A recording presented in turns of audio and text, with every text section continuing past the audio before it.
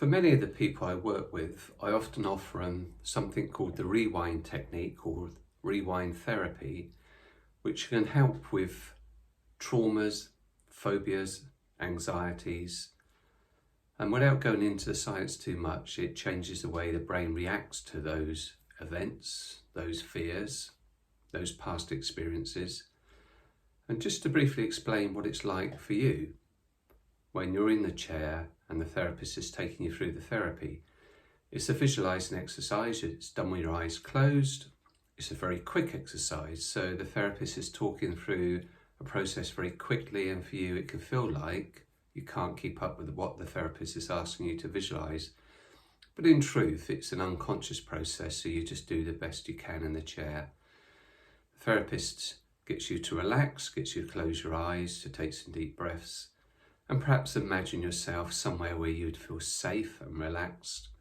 And then they get you to imagine the event that might have caused the trauma or the phobia, or just an imagined event from the past or the future that causes you that fear or that anxiety. And then they get you to imagine what it would look like seeing it on a television rather than imagine being in it. They would get you to see it. And they talk you through a process very quickly, changing that image. So gradually the brain decides that this is a different thing. It doesn't need to feel the fear anymore. And then it drops that fear and stores it somewhere different in the brain without all the fear and the emotions. That's a very simplified explanation. Certainly with couples, if there's an affair, there's obviously the person that's been betrayed. They are very traumatized, and we use that a lot for couples. There's also people that come to see us for phobia reactions. It's very good for that.